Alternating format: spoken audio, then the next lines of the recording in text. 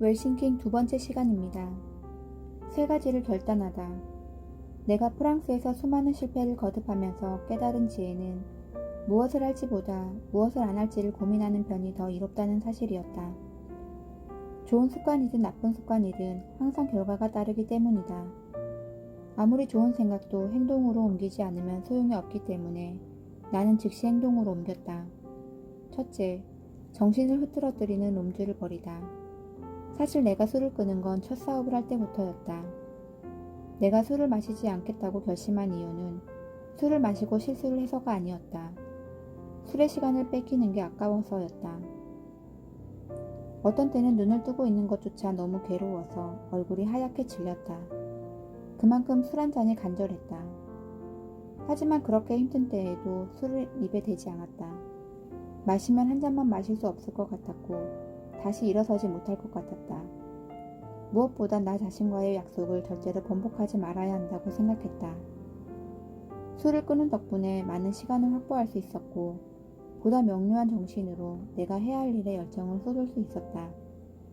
둘째, 야금야금 삶을 갉아먹는 유의를 버리다. 나는 시간적으로 조금 여유가 생기면 드라마를 보거나 게임하는 걸 좋아했다. 문제는 시작하면 멈추지 못한다는 것이었다. 그래서 어떻게 하면 시간을 효과적으로 쓸 수 있을지 고민했다. 성공한 사람들은 시간에 여유가 생기면 책을 읽으면서 철저하게 자기 시간을 확보한다. 성공하기 위해서는 자기 관리가 기본이다. 자기 관리의 기본은 불필요한 시간 소모를 줄여 스스로 발전시키는 시간을 갖는 것이다. 특히 요즘 사람들에게는 지나친 SNS의 사용을 삼갈 것을 적극 추천한다. SNS의 특징 중 하나가 바로 맺고 끊는 게 어렵다는 점이다. 그러므로 SNS의 접속을 줄이고 그 시간을 확보하여 자기 개발을 위한 활동을 하는 게 더 좋다. 셋째, 시간을 빼앗는 파티를 버리다. 한국이나 유럽이나 모임은 매한가지다. 모임의 핵심은 인맥 관리다. 사람이 모이는 일은 새로운 에너지를 창출하고 기회의 장을 여는 최적의 방법이다. 하지만 어느 순간 나는 모임에 참석하는 것이 성공을 방해하는 요인이라고 생각했다. 사업가인 내가 모임을 포기했다고 말하면 어떤 사람들은 그럼 인맥 관리를 어떻게 하냐고 묻는다. 나는 이렇게 대답한다. 전 인맥 관리 안 해요. 내가 이렇게 말하는 데에는 이유가 있다. 인맥은 관리되는 게 아니기 때문이다.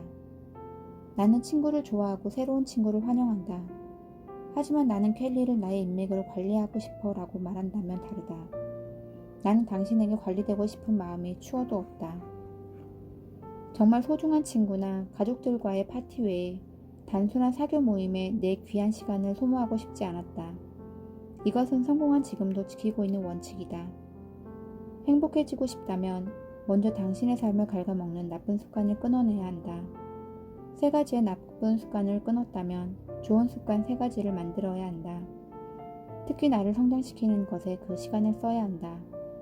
어제의 나보다 내일의 나 자신이 아주 조금 진일보할 수 있는 시간을 확보하여 성장하는 게 행복이다. 매일 조금씩만 성장해도 된다. 왜냐하면 성장은 복리 효과를 만들어내기 때문이다. 예를 들어 하루 1%만 매일 성장해도 100일이면 100%로 성장하는데 오늘의 1% 성장은 시간의 흐름에 따라 성장이 거듭되니 100일 후면 기대한 것 이상으로 성장해 있을 것이다. 아무리 부족하고 못난 인생이라고 하더라도 멈추지 않는다면 5년 후에는 지금과는 완전히 다른 인생을 살게 될 것이라는 말이다. 1000명의 사람을 스승으로 삼다. 성공으로 가는 길에 올라타는 건 매우 간단한 일이다. 문제는 지속과 해결이다. 주기적으로 찾아오는 포기의 욕망과 결정적인 순간에 일어나는 각종 사고를 통제할 수 없다면 우리는 목표에 도달할 수 없다. 이게 멘토와 롤모델, 더 나아가 그 분야 전문가의 코칭이 필요한 이유다.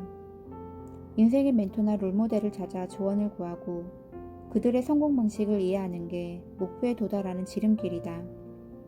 당신이 선택한 분야의 최고가 되고 싶다면 그 분야 최고의 사람을 스승으로 삼아야 한다. 그러면 지금 당신은 이런 생각이 들 것이다. 그들은 너무나 바쁘고 만날 수 없어요. 어느 정도 공감한다. 하지만 직접 만나지 않고도 배울 수 있는 방법이 있다. 성공한 사람들은 이미 이런 방법을 쓰고 있다. 책에서 스승을 찾아라. 당신과 비슷한 환경에서 성공한 사람들의 책을 읽어라. 읽는 것에서 끝나면 안 되고 아예 그 방법을 먹어버리겠다는 마음가짐으로 공명을 유지하고 실천해야 한다. 성공한 사람들의 인생을 섣불리 판단하지 말고 그들의 입장에서 생각하고 내 삶에 적용하려는 자세가 중요하다. 스승의 행적을 팔로우하라.